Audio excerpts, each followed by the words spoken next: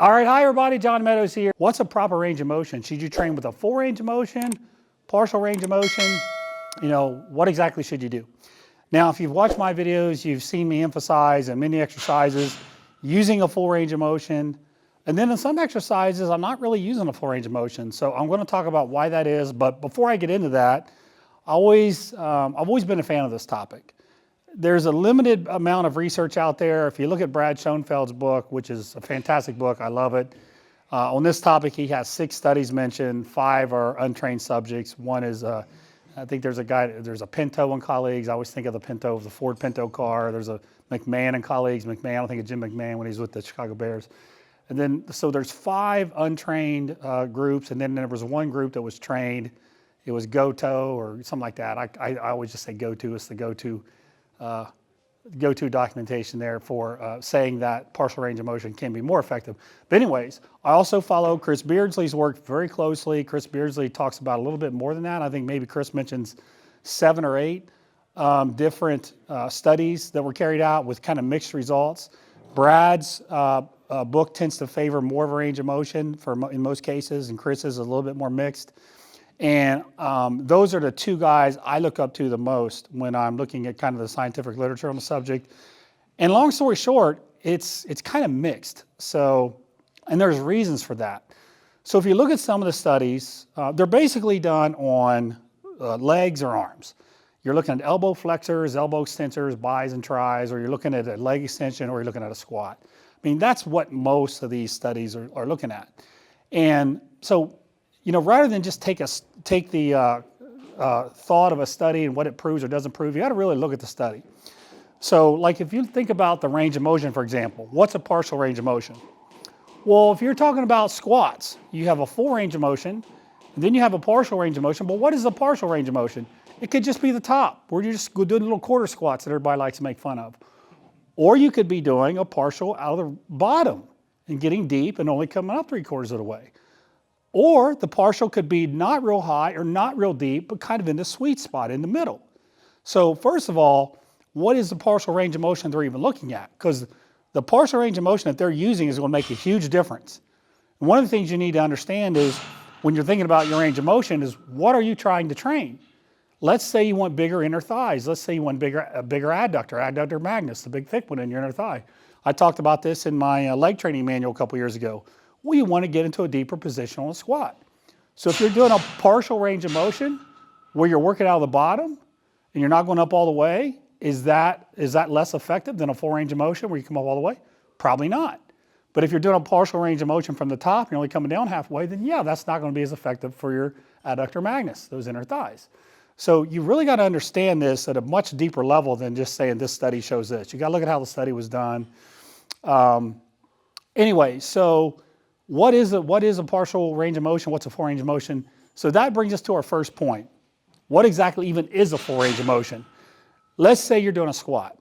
Let's say you go down to a certain depth. Let's say you're squatting for your quads. Let's say you go down to a certain depth, okay? There is a point at which you go below that, you may start rounding your back. You may not even get as much tension in your quads. You may just start engaging your adductors a little bit more, maybe your glutes a little bit more. So if your goal is to train your quads, did that little bit extra at the bottom help you? I would argue and say no. Now, if your goal was to say, like I said in my earlier example, I want a bigger inner thigh adductor magnus, then yes, you want to go all the way down. So the first thing you got to understand, what is the right range of motion, and it's going to depend on what you're trying to train. Now that's a little more complex of an exercise. It's a multi-joint exercise as opposed to like a single, like a machine curl. That's much more simple. So the first thing you got to do is you got to understand what it is you're trying to train. I see people doing rows or their back work, and they're coming back to a certain point for their lats, and then they're going even further where you can see their shoulders rotating. You can see all kinds of muscles getting involved that's not going to help their lats. So is that a full range of motion? I would say it is, but you went past where it was even effective. You're essentially wasting energy. So you got to figure out the range of motion that targets the muscle that you're trying to hit, first of all. That's number one. Now, number two, when you talk about muscle growth, what are kind of the basics? A muscle, and this is one of the things I talk about in my seminars that I do. Muscles can grow a couple different ways. You can actually get the cross-sectional area, the fiber diameter bigger, or you can actually get the muscle fiber longer, lengthwise. Now, I didn't say it changed the origin and insertion of the muscle, but what I did say was you can actually change the length of the muscle fiber. Now, if you want to read up on that's a whole nother subject. Look up sarcomeres added in series. Then if you want to look more at the cross-sectional diameter of the fiber, look up, they're added in parallel. Myofibrils are added in parallel. That's a whole nother topic. That's probably a little too sciencey for us today.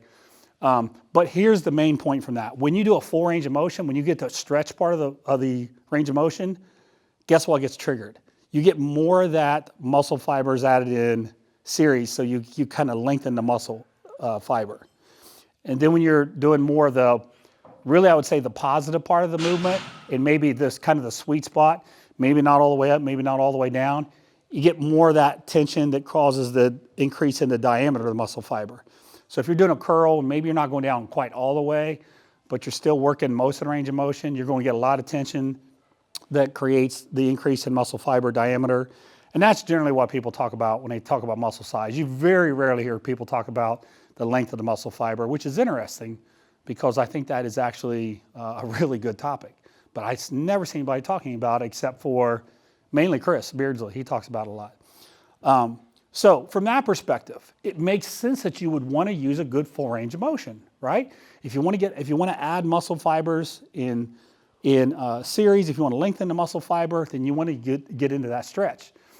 The other thing is the negative part of the exercise. So when you're curling something up, the concentric part, you get these, they're called active elements. There's actin and myosin cross bridges, blah, blah, blah. But when you're lowering it, there's also tension involved there. And there's a molecule called titin, actually, that that's another one if you want to look up. It's a whole other topic. But anyways, that can stimulate the lengthening into a stretch, can also stimulate adding that muscle fiber length. So to me, I think logically, well, I would want to have some stuff where I'm really stretched out, a really good full range of motion, but at the same time, also maybe want a little bit of the partial stuff to really focus on adding thickness to the diameter of the muscle. So that would seem to support maybe doing a little bit of both. Now, so your question might be, well, why not just do all of a full range of motion? So that brings me to my next point, the exercise itself. So I posted a video up last week of DeAndre Campbell doing some preacher curls. And he wasn't going all the way down. He was going about 4/5 of the way down. And there were a couple comments of people saying, why aren't you going all the way down? Because it's a massive injury risk. There are certain exercises that I just don't believe are made to go to an extreme full range of motion. I just don't believe it. I believe that if you do like a barbell preacher curl, if you go all the way down until your arm is completely extended, I think that's a bad idea. I think you can tear your bicep. So I think it's a bad idea. If you look at other exercises, let's say a stiff-legged deadlift. There's a certain point where you're going back and your hamstrings will eventually get fully stretched.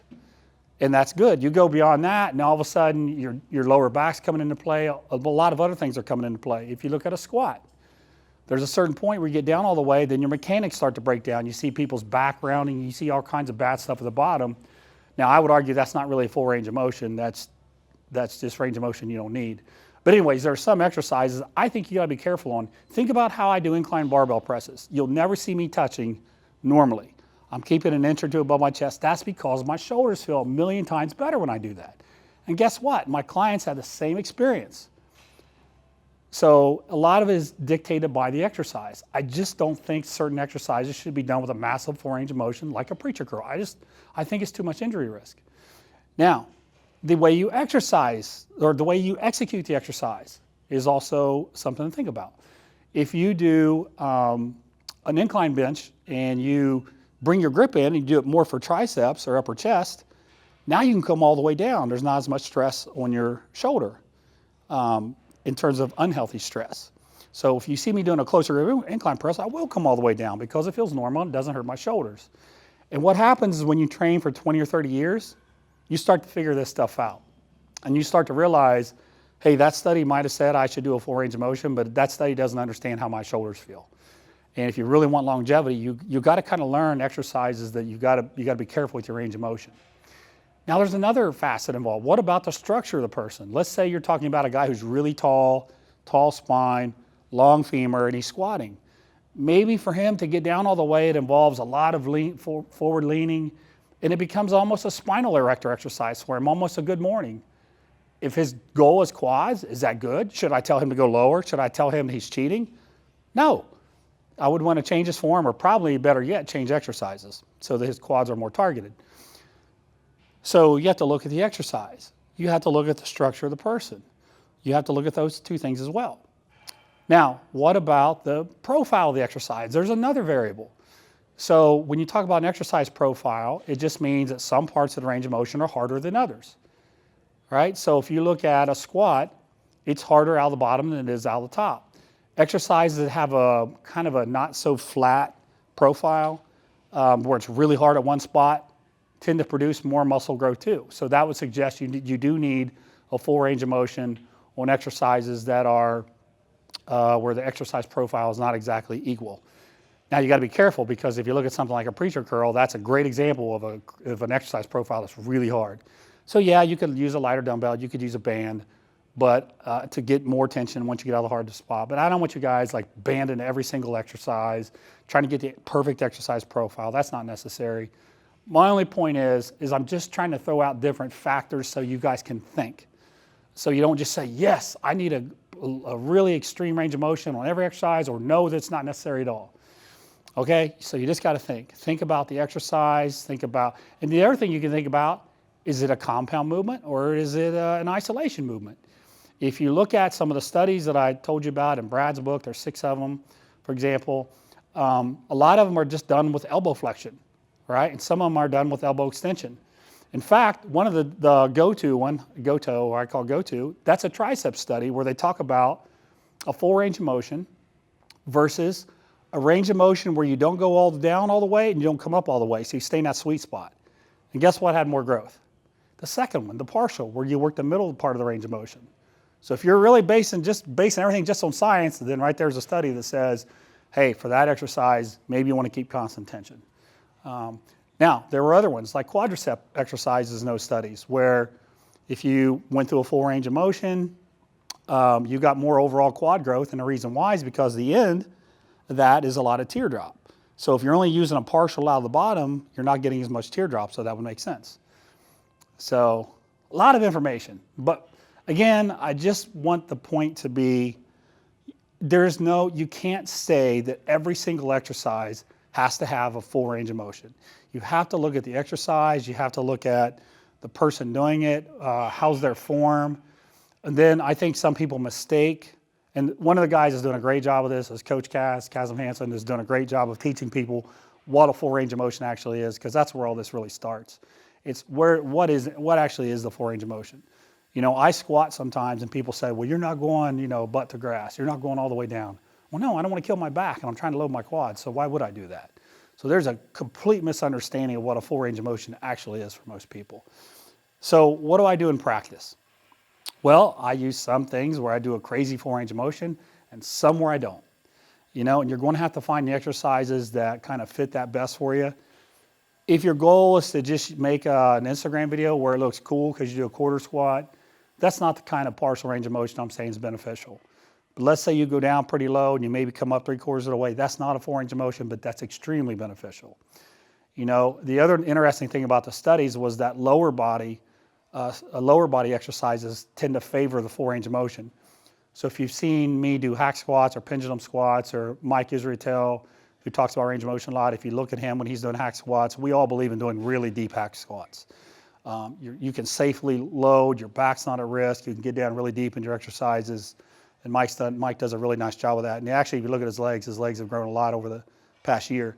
And when I had to quit squatting heavy due to my lower back, I relied more on hack squats and things like that, and my legs actually got bigger too. So anyways, it's kind of interesting to note too that a lot of the lower body muscles seem to respond better to a full range of motion as well. So there's a lot of factors. Then the other thing you can do is use a full range of motion on some exercises and then go into partials to extend the set. If you see us do leg curls, we'll do a full range of motion, then we'll add in some more partials. Do those partials, are they meaningless? Heck no, they're not meaningless. They drive a ton of blood in there. They create a lot of tension. And tension and force is really what's going to create muscle growth, having that massive amount of tension in the muscle fiber.